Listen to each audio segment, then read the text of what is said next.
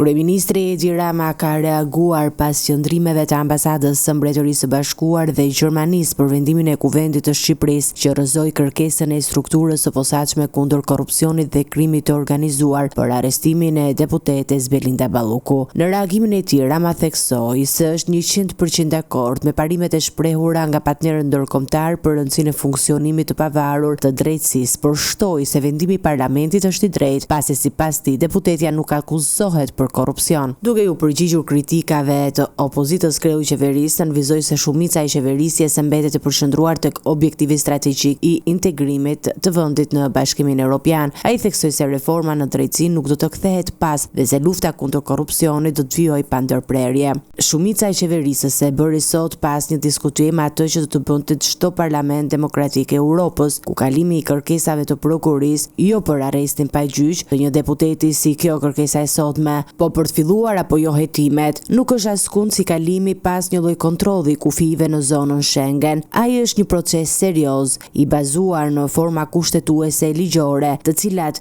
nuk janë as karta bianca as dyer të mbyllura për prokurorin. Kryeministri shtoi se me vendimin e marrë parlamenti tregoi dinjitet institucional dhe respekt për ndarjen e pushteteve. Sot ne i kemi respektuar plotësisht ato norma dhe kush pretendon të kundërtën ka të drejtën e vet të padiskutueshme, por s'ka argumentat mjaftueshme për ta fituar debatin mbi ekzistencën ose jo të kufirit mes pushteteve të pavarura kushtetuese, të cilën Parlamenti i Shqipërisë mbylli sot duke treguar se dinjiteti i parlamentarëve nuk është material për eksperiment socialo-politik, të cilat e bëjnë kurrën më të rrezikshme se sa sëmundja që duhet të luftojë. Ecim përpara, Shqipëria nuk ka plan B. Kuvendi i Shqipërisë rrëzoi kërkesën e SPAK me 82 vota, duke mos lejuar arrestimin e deputetes Belinda Balluku. Ndërkohë, përfaqësues të trupit diplomatik theksuan se politika shqiptare mbetet përgjegjëse për të siguruar që sistemi i drejtësisë të veprojë pa pengesa, veçanërisht në luftën kundër korrupsionit në nivele të larta.